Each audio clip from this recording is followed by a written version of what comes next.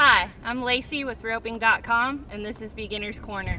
Today I want to talk to you guys a little bit about something that most of us don't do often enough, and that's clean and condition our saddles. I typically do this once or twice a year, and I'll admit that I've been pretty lazy lately, and I haven't done it now probably for a couple years, and my saddle shows it. If you come over here and take a look, you can see that this saddle has a lot of cracks in it, and it doesn't look as good as it needs to. So we're gonna go ahead and give it a good condition and a good cleaning today, and make it look a lot better and make it last a whole lot longer. So a couple of the tools that I like to use to clean my saddles. First of all, you want to either throw it on a fence or get yourself a sawhorse. If you have a saddle rack, great. As you can see, I improvised with this. This is just a regular old sawhorse that you'd use for woodworking or whatever. I stuck a brick in here just to keep it so it's level, so that my saddle's not tilted up, just because it makes it a little easier and it looks nicer for you guys watching. This is saddle cream. This is Absorbing Horseman's One Step Saddle Cream. It's a conditioner and a cleaner. I've never actually used this before, so we're gonna see how it turns out today. Typically, I'll use olive oil or mink oil. I really actually like olive oil a lot. Mink oil is one of the better ones that you can use. You can use saddle soap if you like. It's really up to you. I'm gonna give this a try and see how it goes, but I think it'll be pretty good. I felt it. It's like a cream. It's really soft. It should go on really nice. I think it's gonna do a good job. The other stuff you want to have on hand: get yourself an old sock and a bucket of water. You're not going to want to get this really wet. You're just going to want it to be damp when you use it. So old sock, bucket of water, get yourself some saddle soap or some oil, whatever you need. This is something that I like to do in the springtime before I start heading to jackpots in the summer. I like my saddle to be in good shape. It tends to get, you get out in the springtime and you get rained on once in a while, and then you get in the hot sun. It's been in the low 50s here in Texas, and now I'm sweating, and it's about 85 degrees today. So, the temperature changes. Just like they're hard on you, they're hard on your leather, they're hard on your saddle, they're hard on all your tack. So you want to take good care of it. So the first thing I want to do is I'm going to come over here and I'm going to take off all my equipment, my breast collar, my cinches. I'm going to take off my stirrups. So I'm just going to go ahead and pull all this stuff off of here, and I'm going to lay it down so that I can oil it as well.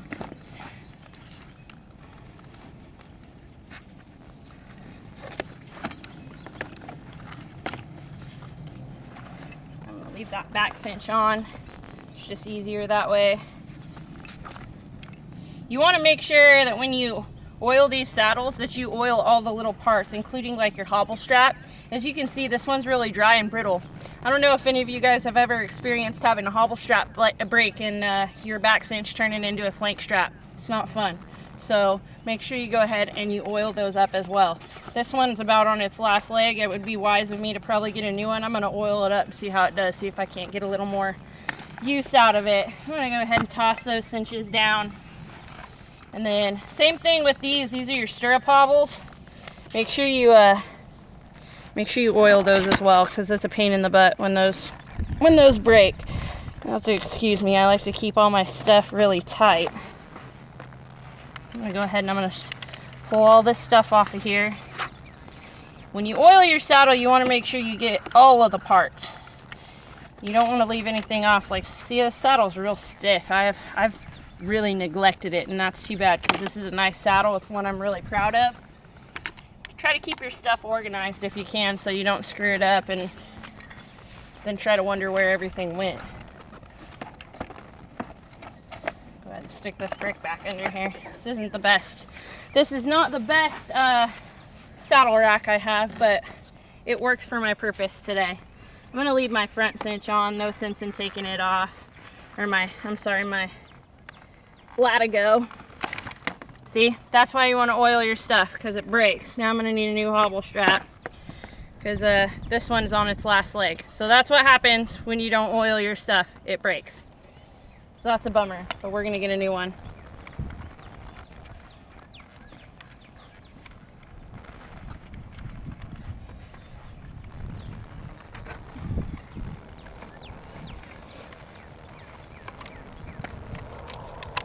All right, I got all my stuff off here now.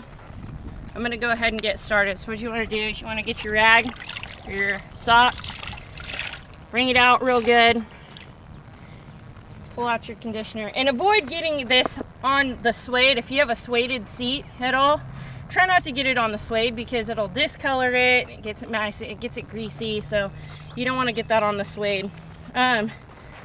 A lot of people will take the rubber off their horn and oil under there as well. You're welcome to do that. You don't have to.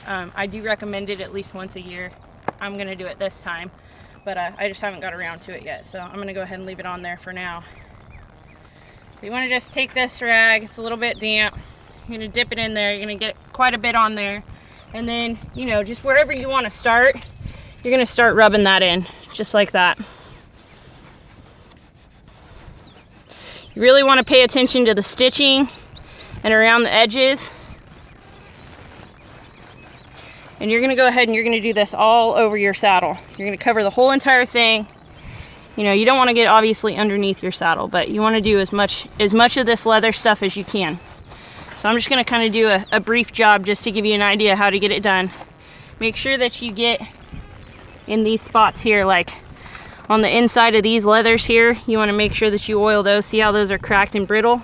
I don't want to be riding and have those break like that hobble strap did. Otherwise, you know, you're going to be in a world of hurt if you're turning a steer and your whole stirrup leather falls off. So, or your fenders fall off, you know. So really get some oil on there or some conditioner and get both sides. Get this underside too. You want to make sure even the rough outside that you're conditioning.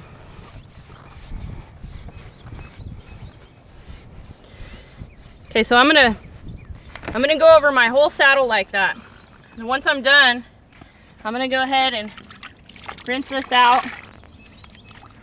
And I'm literally gonna get some more and I'm gonna do it over again. And then I'm just gonna kind of go over it with a damp cloth and just kind of wipe it clean a little bit. And then I'm gonna let it sit and I'm gonna let that soak in.